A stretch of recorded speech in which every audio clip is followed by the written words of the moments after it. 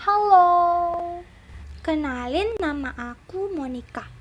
Di video ini aku dan Dea akan membagikan informasi mengenai salah satu praktikum yang akan kita lakukan di mata kuliah ekologi hewan, yaitu letal konsentrasi. Jadi Dea nanti akan memaparkan hasil dan juga pembahasan dari praktikum yang sudah dilakukan. Sebelum itu, kita simak dulu yuk landasan teori yang melandasi praktikum ini. Oh iya, jangan lupa saksikan sampai videonya selesai ya. Without any further ado, let's hop into this part. Suatu organisme yang dapat bertahan hidup dan juga bereproduksi mencerminkan keseluruhan toleransinya terhadap seluruh kumpulan variabel lingkungan yang dihadapi organisme tersebut. Ini tercantum dalam Campbell pada tahun 2004. Hal ini membuktikan bahwa organisme harus mampu menyesuaikan diri terhadap kondisi lingkungannya. Adaptasi ini dapat berupa respon morfologi, fisiologis, dan juga tingkah laku. Pada lingkungan perairan, faktor fisik, kimiawi, dan juga biologis berperan dalam pengaturan proses fisiologis yang berlangsung di dalam tubuhnya dapat berjalan dengan normal atau disebut dengan keadaan homeostasis. Ketika ikan air tawar dibiarkan pada air bersalinitas di atas ambang toleransinya akan menimbulkan tekanan-tekanan osmotik yang bisa berbeda dari tekanan osmotik di dalam tubuh organisme perairan, sehingga menyebabkan organisme tersebut harus melakukan pengaturan osmosis dalam tubuhnya sebagai upaya menyeimbangkan tekanan osmotik tubuh dengan tekanan osmotik lingkungan di luar tubuh, disebut dengan osmoregulasi. Setiap organisme akuatik memiliki kemampuan adaptasi terhadap salinitas perairan yang berbeda-beda.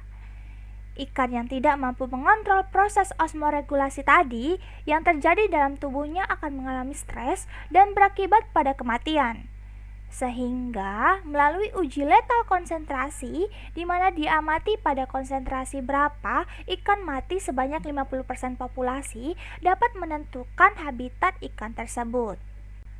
Nah, berdasarkan hal tersebut, kita memiliki dua tujuan yang akan kita capai pada praktikum kali ini. Yang pertama, mengetahui titik konsentrasi maksimal dan minimal yang mampu ditolerir oleh suatu organisme. Dan kemudian yang kedua adalah mengetahui persebaran populasi organisme tersebut. Nah, adapun alat yang kita butuhkan untuk dapat melakukan praktikum ini, yang pertama adalah gelas plastik sebanyak 4 buah yang nantinya akan diisi masing-masing 5 ekor ikan tawar. Nah, ikan tawar dipilih itu yang bentuknya menyesuaikan dengan gelas ya, maksudnya tidak terlalu besar seperti itu. Kemudian bahan yang dibutuhkan adalah ikan air tawar. Dalam video ini digunakan jenis Scyphoporus maculatus atau ikan plati sebanyak 20 ekor, kemudian garam dan juga air. Nah, adapun langkah kerja yang perlu kita lakukan itu yang pertama adalah mengisi masing-masing gelas plastik tadi dengan air. Nah, air yang dipergunakan adalah air PDAM ya, karena memang memiliki nilai salinitas sebesar 0. Kemudian diisi sampai penuh sekitar 200 ml. Kemudian masukkan masing-masing gelas tersebut dengan 5 ekor ikan.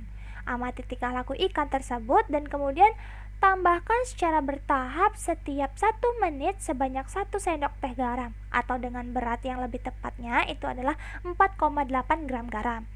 Kemudian lakukan penambahan garam sampai 50% ikan itu populasinya mati. Nah, jadi dari 20 ikan yang kita gunakan itu ada 10 ikan yang mati. Jadi di konsentrasi berapa 10 ikan tersebut mati. Kemudian diamati tingkah laku ikan tersebut ketika terjadi penambahan konsentrasi garam, baik dari lendirnya, gerakan operkulumnya, kemudian aktif berenang dan lain sebagainya. Sampai ikan itu mati dengan 50% populasinya. Kemudian buatlah tabel pengamatan dan juga susun laporan tentang hasil praktikum yang didapat. Nah, berikut merupakan tabel hasil pengamatan yang sudah dilakukan, di mana di sini digunakan skala 1 sampai 3 untuk menerangkan aktivitas berenang dan juga pergerakan operkulum. Di mana skala 1 itu berarti tidak aktif atau tidak cepat. Kemudian digunakan plus minus juga untuk menerangkan ekskresi lendir, di mana minus itu berarti tidak ada lendir, kemudian plus 1 itu berarti terdapat sedikit lendir.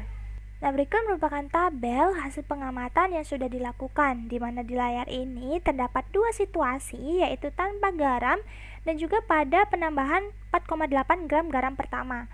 Di mana situasi pada tanpa garam ini ikannya itu memiliki aktivitas gerak dan juga gerakan operkulum dengan skala 2. Kemudian lendirnya itu belum ada, distribusinya itu menyebar dengan baik di permukaan maupun dasar gelas. Kemudian ikan yang mati itu belum ada. Kemudian pada 4,8 gram garam pertama itu aktivitas gerak dan juga gerak operkulumnya meningkat menjadi skala 3. Kemudian mulai ada tingkah laku membenturkan wajah ke dinding gelas.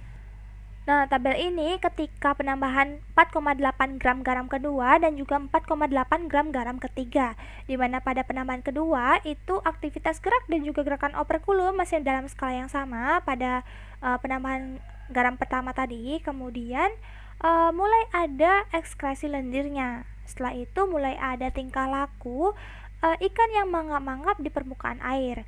Kemudian pada penambahan garam ketiga itu aktivitas gerak dan juga pergerakan operkulum mulai menurun, di mana aktivitas gerak dengan skala 1 dan gerakan operkulum dengan skala 2, dan malah nih ekskresi lendirnya itu meningkat menjadi plus 2. Kemudian distribusinya mulai banyak berada di permukaan air dan mulai ada tingkah laku melompat-lompat ke luar gelas. Nah, ini tabel pengamatan ketika perlakuan penambahan garam keempat dan juga kelima. Nah, pada penambahan garam keempat, aktivitas gerak dan juga pergerakan operkulum itu masih sama pada penambahan garam ketiga, hanya saja terdapat peningkatan pada ekskresi lendirnya menjadi plus 3.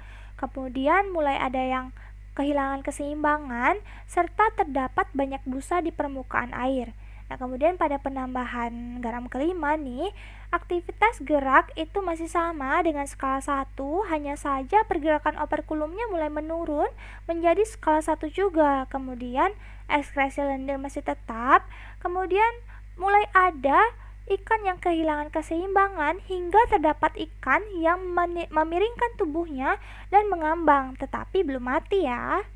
Nah, selanjutnya ini merupakan tabel penambahan garam ke-6 dan juga penambahan garam ke-7, di mana pada penambahan garam ke-6 itu tidak jauh berbeda keadaannya ketika pada penambahan garam ke-5. Sedangkan pada penambahan garam ke-7 ini mulai ada ikan yang mati sebesar 15% populasi. Selebihnya mengenai tingkah laku, kemudian aktivitas gerak dan juga gerakan operkulum itu masih sama dengan penambahan garam sebelumnya. Nah, ini merupakan tabel ketika perlakuan penambahan garam ke-8, di mana aktivitas gerak, kemudian gerakan operkulum, kemudian tingkah laku ikan ini masih sama dengan penambahan garam sebelumnya, hanya saja di penambahan ke-8 ini sudah mencapai batas toleransinya, di mana ditandai dengan adanya ikan mati sebesar 50% populasi. Nah, berikut merupakan grafik yang menggambarkan aktivitas berenang dan pergerakan operkulum pada masing-masing konsentrasi garam. Nah, seperti yang sudah dibahas pada tabel sebelumnya, itu ketika penambahan garam kedua dan juga pertama, itu terjadi peningkatan aktivitas berenang dan juga pergerakan operkulum. Nah, kemudian setelah penambahan garam ketiga dan seterusnya hingga ke-8 itu terjadi penurunan baik aktivitas berenang dan juga pergerakan operkulum si ikan. Nah, sekarang kita bahas yuk sebenarnya apa sih yang terjadi pada penambahan garam pertama hingga penambahan garam ke-8 sehingga ikan tersebut mati sebanyak 50% populasi. Nah, jadi pada penambahan garam pertama nih terdapat peningkatan aktivitas berenang dan juga pergerakan operkulum dan adanya fenomena membenturkan wajah ke pinggiran gelas. Nah, jadi hal ini ternyata terjadi karena ikan pelati mengalami kepanikan akan perubahan suasana air yang tiba-tiba. Jadi pergerakan operkulum nih juga lebih cepat terjadi itu karena kadar oksigen dalam air menurun seiring meningkatnya salinitas air, sehingga laju respirasi meningkat dan gerakan membuka dan menutup operkulum juga meningkat. Kemudian, hal ini juga akan mengakibatkan kolaps atau mati jika berlanjut secara terus-menerus. Kolaps inilah yang dimaksud ikan sudah mencapai ambang batas kemampuan adaptasinya. Kemudian nih, adanya fenomena mengekskresikan lendir yang jumlahnya sangat banyak, itu juga ternyata bertujuan untuk mengurangi permeabilitas air. Ketika kondisi ini terjadi, disebut dengan hiperosmotik. Nah, terus nih adanya tingkah laku ikan pelati yang juga berdistribusi di permukaan air, kemudian adanya tingkah laku manggap-manggap itu ternyata juga disebabkan oleh stres akibat kadar oksigen terlarut yang rendah. Kemudian adanya busa pada permukaan air juga menandakan kadar oksigen yang menurun serta adanya zat anorganik terlarut dengan konsentrasi yang tinggi. Nah, kemudian nih adanya juga fenomena hilangnya keseimbangan, kemudian terjadi penurunan aktivitas berenang dan juga pergerakan operkulum dari ikan pelati, itu ternyata disebabkan karena energi ikan pelati yang terkuras cukup banyak akibat meningkatnya salinitas air. Nah, jadi perubahan salinitas itu menyebabkan terjadinya proses osmoregulasi yang akan mengakibatkan pula terjadinya peningkatan kebutuhan energi. Nah, jadi osmoregulasi merupakan suatu proses metabolik yang menuntut adanya transport aktif ion-ion untuk menjaga konsentrasi garam dalam tubuh.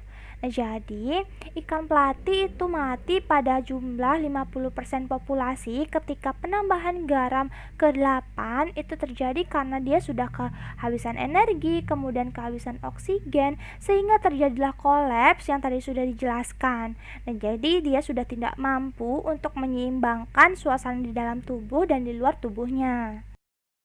Nah, seperti yang sudah dijelaskan sebelumnya, jadi 50% dari populasi ikan pelati itu mati pada 4,8 gram ke-8, yang berarti air sebagai media hidup ikan pelati memiliki kadar garam kurang lebih 19,2%. Nah, hal ini menandakan bahwa ikan pelati memiliki batas toleransi terhadap salinitas air itu hingga kadar garam kurang lebih 19,2%. Nah, ikan pelati ini memang memiliki kemampuan toleransi yang baik dalam berbagai kondisi lingkungan hidupnya.